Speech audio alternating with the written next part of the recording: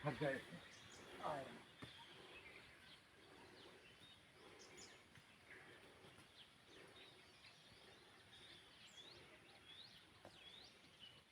चलो आ गए हैं, ज़्यादा दूर नहीं है।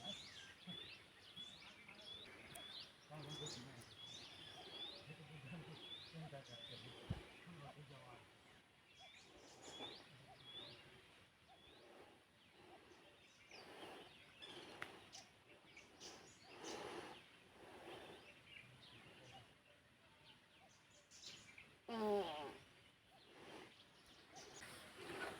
हम लोग जो है काफ़ी हद तक आ गए हैं। बांके सिद्ध देखो, बड़े अक्षरों में लिखा भी है, बांके सिद्ध जय गुरुदेव। और सीढ़ियाँ देखिए यहाँ से कितनी सीढ़ियाँ हैं। नीचे 150 सीढ़ी तो लगभग 100-150 सीढ़ी आ गए हैं। और अब जितनी सीढ़ियाँ 100-150 हैं अब जो है।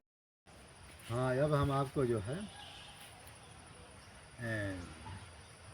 गोरख जी का चरित्र बताएंगे कि किस तरह से हमारे परमहंस श्री राम मंगलदास जी के सामने गोरख जी प्रकट हुए थे।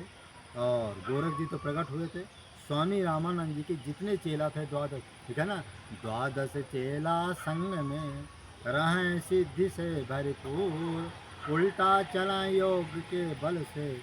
तो कहते हैं कि जब स्वामी रामानंद जी जो है कहीं यात्रा करते, कहीं जाया करते थे, तो 12 चेला हमेशा उनके संग रहते थे, जिसमें अनंताचार्य जी हैं, योगानंद जी हैं, और आपके कबीर साहब जी हैं, रैदास जी हैं, पीपा जी हैं, सीता साहचरी हैं। इस तरह से जो 12 चेला थे, भावानंद जी हैं, सुखानंद जी हैं, इस तरह से जो है तो जितने माने चेला थे, 12 चेला थे, हमेशा उनके साथ चलते थे। और स्वामी रामानंद जी हमारे पालकी में चला करते थे, जिसको पीनस कहते थे, उसमें पालकी में बैठे रहते थे। और उनको जो है शिष्य लोग जो कंधे में लेकर के चलते थे, ऐसा था उनके साथ। अच्छा, जब कहीं यात्रा करते थे तो बहुत से लोग भी उनके साथ यात्रा में चलते थे, इसलिए कोई ना कोई उनकी पालकी को कंधे में लगा लेता था।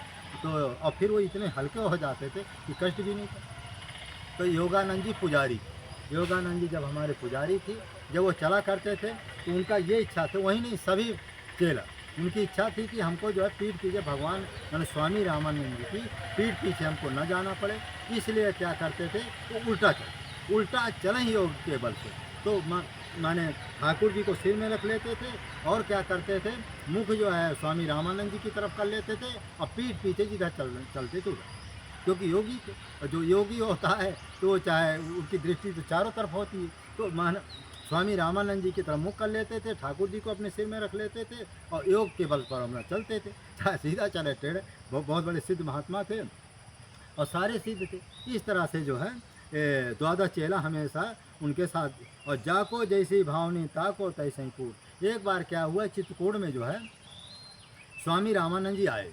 और जब स्वामी रामानंद चित्रकूट में आए तो सभी शिष्यों ने उनसे आग्रह किया कि प्रभु, हम जो भरत जी और राम का मिलन देखना चाहते हैं। तो उन्होंने कहा कोई बात नहीं, यदि भरत और राम जी का मिलन देखना चाहते हैं तो कोई बात नहीं, अभी प्रकट करते हैं। तो स्वामी रामानंद जी तुरंत जो है राम नाम का स्मरण करते हुए, जैसे योग शक्ति के बल पर जो है काम माने ये गंगा जी के किनारे माने मंदाकिनी में ही माने भरत और राम जी का मिलन को ही प्रत्यक्ष प्रकट कर दिया। माने वैसे नहीं देखना कि ध्यान समाधि लगाना, सीधा प्रत्यक्ष प्रकट कर, जैसे हमारी नेत्र खुले हैं इसी तरह पूरा जो है सीता राम जी का मिलन पूरा गंगा जी के सामने माने गोमती माने नदी के सामने प्रकट, उसी तरह का दिव्य दरबार, उसी तरह के राम जी, उसी तरह के लक्ष्मण जी, उसी तरह के सीता जी, उसी तरह के लक्ष्मण जी, उसी तरह के चारों मैया, उसी तरह का पूरा दरबार वशिष्ठ इत्यादि जो भी था, त्रेतायु की पूरी सीन प्रकट कर दी। मुश्किल से 2 मिनट तक ये दृश्य रहा, 2-3 मिनट तक दृश्य रहा। और फिर क्या हुआ कि जब पर्याप्त सभी लोगों ने देख लिया, फिर सब प्रार्थना विनती की कि प्रभु हमारा। तो फिर स्वामी रामानंद जी ने कहा यदि कहें तो हम इसको अदृश्य कर दें। फिर सभी लोगों ने कहा प्रभु हमको पूरा दर्शन हो गए, आप अदृश्य कर।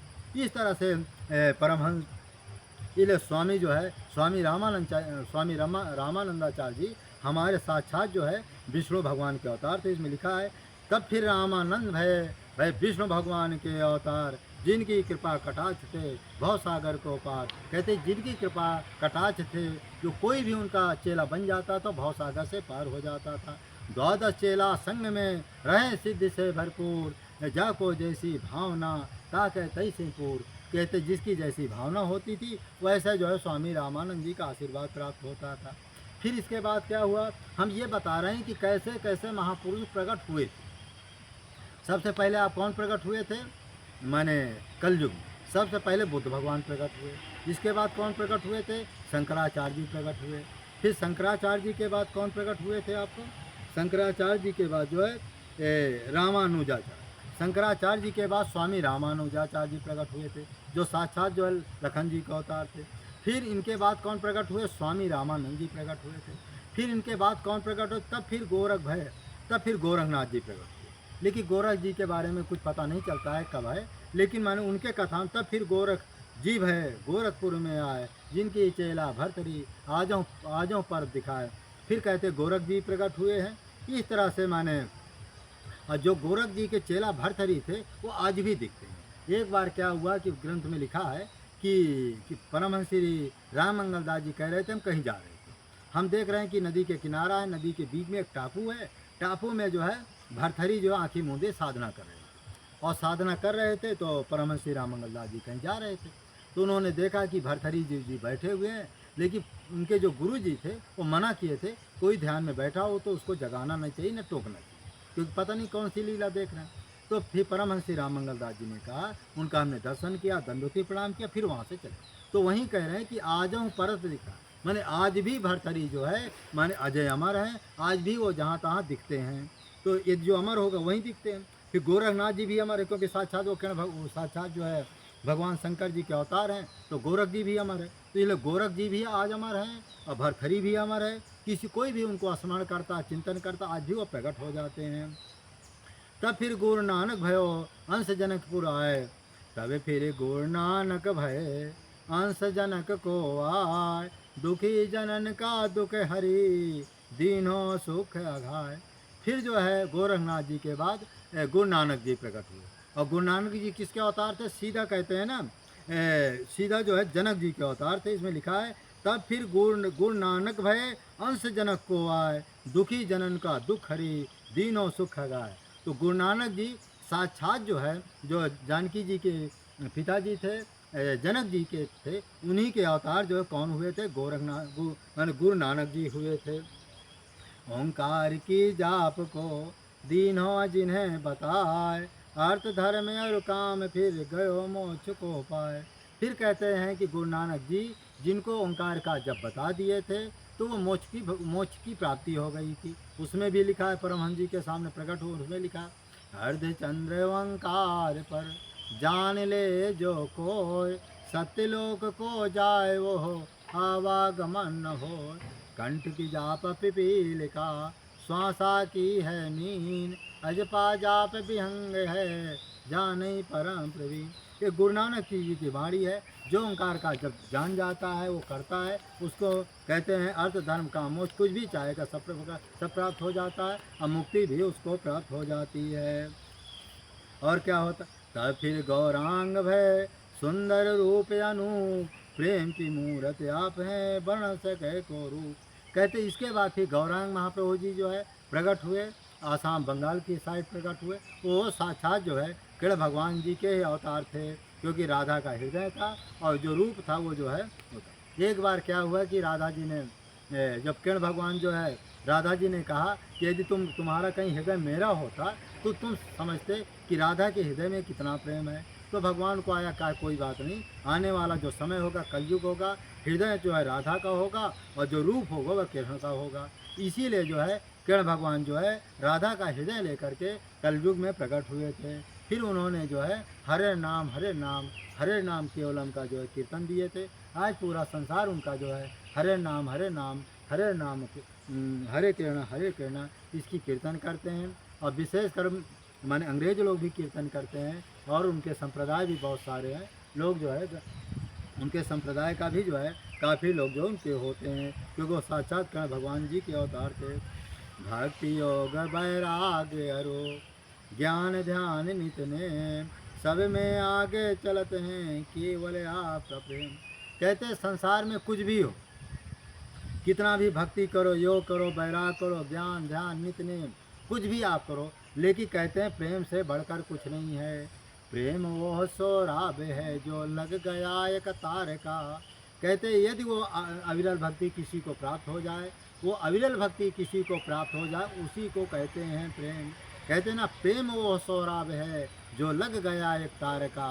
जो एक तार रूपी वो प्रेम यदि जिसको मिल जाए, वो अविरल भक्ति जिसको मिल जाए, अथवा जहाँ मिल जाए, असला प्रेम उसी को कहते हैं। उसको जो प्रेम मिल जाता है, प्रेम से बढ़कर संसार में नहीं है। उसमें स्वयं कह दिए हैं कि कहते भक्ति योग वैराग्य रो ध्यान ध्यान ज्ञान ध्यान नितने सब में आगे चलत है केवल आपका प्रेम। जो वो भक्ति रूपी जिसको प्रेम मिल जाए, उसके समान संसार में दूसरा कोई प्रेम नहीं है।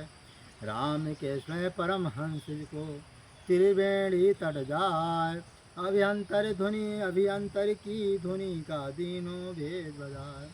छिन छिन में लय होते है दिन पर दिन अधिकार, सूरज मंडल सामना रूप अनूप दिखाए। काली माता कर कृपा दीनों भक्ति दिनाय, जन्म मरण से छूटी हो सुनो पुत्र हर्षाय।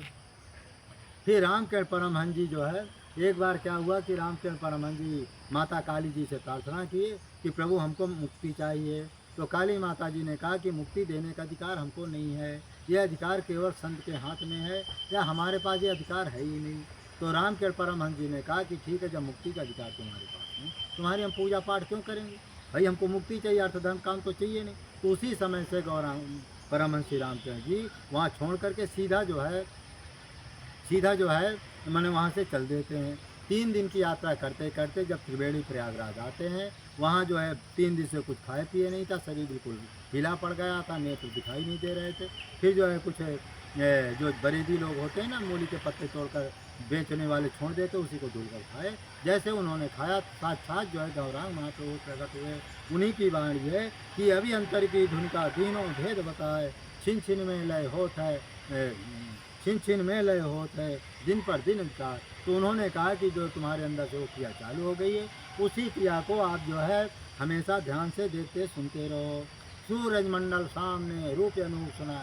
तो वहीं गौरांग महाप्रभु जी बिल्कुल प्रत्यक्ष रूप में कृष्ण भगवान के रूप में प्रकट हो जाते हैं, उनका ध्यान करते हैं। वहीं सूरज मंडल जो सूरज मंडल दूरी देखो, वो जब दिव्य दृष्टि प्रकट हो जाती है, तो जो सूरज जो बहुत दूर दिखाई देता, वो ऐसा लगता है हमारे सामने ही है। अतः वो सूर्य का प्रकाश भी आपको आकर्षित नहीं करेगा, परेशान नहीं करेगा, क्योंकि आप जो है सिद्ध महापुरुष हो गए हैं, दिव्य दृष्टि प्रकट हो गई है। जिनकी दिव्य दृष्टि प्रकट हो जाती है, सूर्य चंद्रमा ऐसा लगता है कि हमारे सामने ही खड़े हैं, ऐसा लगता है।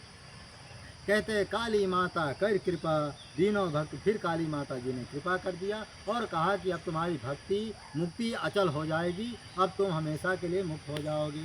फिर जब रामकृष्ण परमहंस जी माता काली माता जी के चरणों में गए, तो फिर काली माता प्रकट होकर के उनको मुक्ति और भक्ति का आशीर्वाद दे दिया कि आज से तुम अमर हो गए, माने मुक्त हो गए हैं। इस तरह से काली माता जन्म मन से छूटियो सुनो पुत्र हंसाए। अब तुम जन्म मन से छूट गए हो हे पुत्र। बहुत फिर परमहंस श्री रामकृष्ण जी बहुत खुश हुए।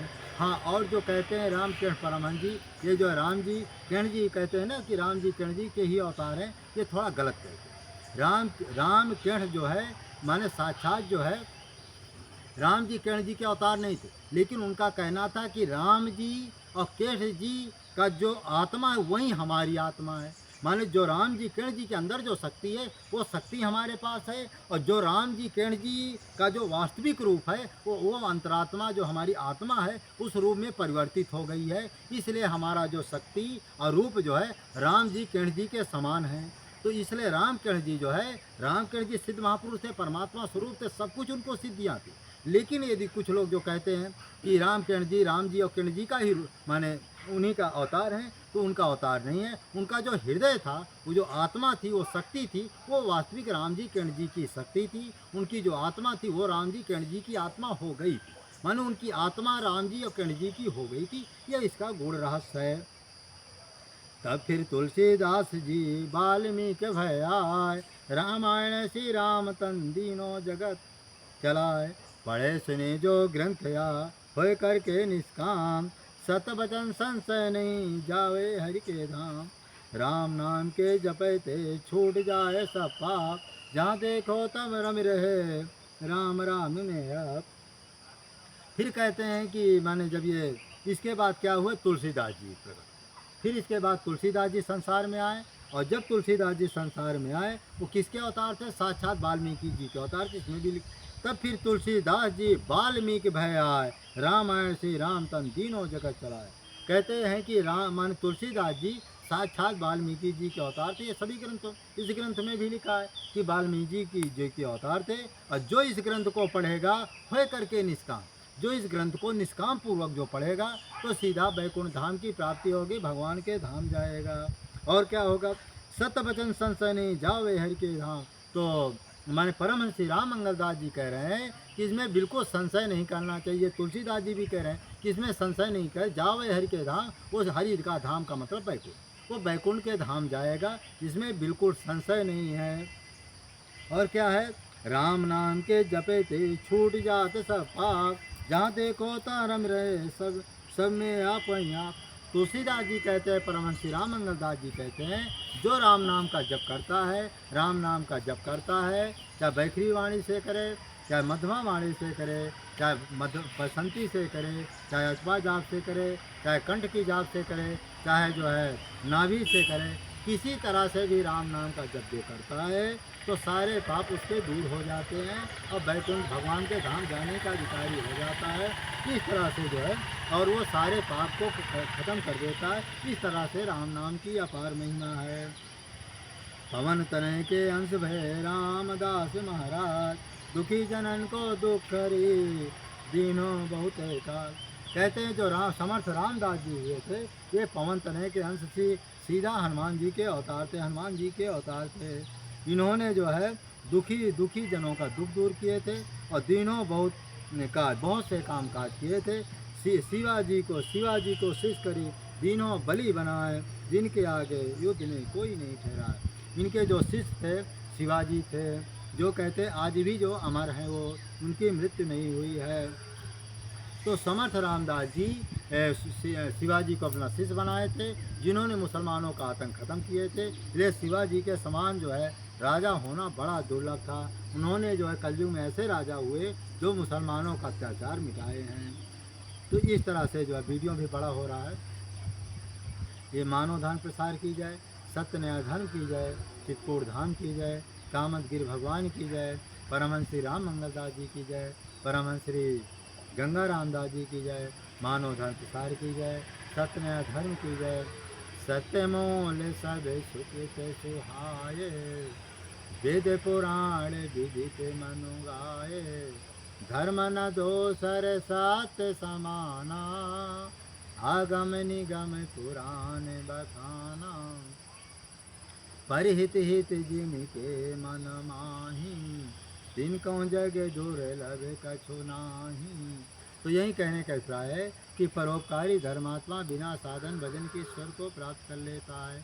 इसलिए सभी लोगों को प्रार्थना है, इस ग्रंथ को आप लोग ले जाएं और अपने घर में रहें। इसका एक भी देवी देवता का जो पाठ करेगा या इसका जो स्मरण करेगा, जीवन में उतारेगा, तो परमहंस श्री राम मंगलदास जी कह रहे हैं सारे देवी देवताओं को उसको कृपा मिलेगी और बड़ा भागशाली होगा। उसके समान कोई भागशाली नहीं है। यही ग्रंथ है जिसमें राम नाम का गूढ़ रहस्य खोला गया है। तो और आपको यह ग्रंथ एक ऐसा ग्रंथ है कि दुनिया में ऐसा कोई ग्रंथ नहीं है। यही ग्रंथ आपको विश्वास दिलाता है कि राम जी, किरण जी, विष्णु जी, शंकर जी, हनुमान जी, आज भी सारे देवी देवता है, सारे धाम है, तीर्थ है, सारे लोक है। यही एक प्रमाण है। यही ग्रंथ एक प्रमाण देता है कि जो भी सारे ग्रंथ में लिखा है 100% सत्य है। बाकी समय लोग ऐसा भ्रम में पैदा हो, बड़े बड़े कथावाचक भ्रमित हो गए हैं कि जो इस ग्रंथ में लिखा है सत्य है कि नहीं। लेकिन यह ग्रंथ विश्वास दिलाता है आपको कि सब कुछ सत्य है। परम जय श्री राम, जय श्री राम। इस वीडियो को अधिक से अधिक आप लाइक करें, शेयर करें, सब्सक्राइब करें। जय श्री राम, जय श्री राम।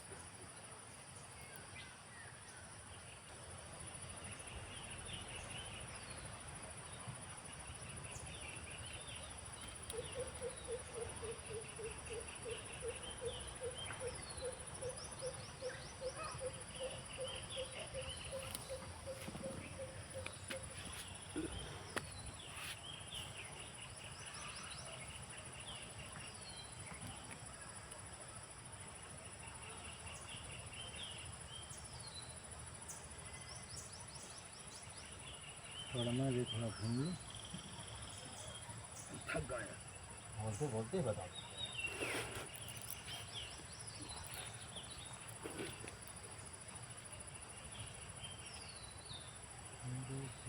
जन्म का दुख है जीना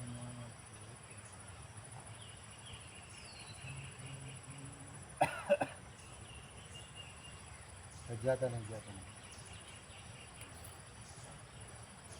ये सब ना दिखाई दीजिए।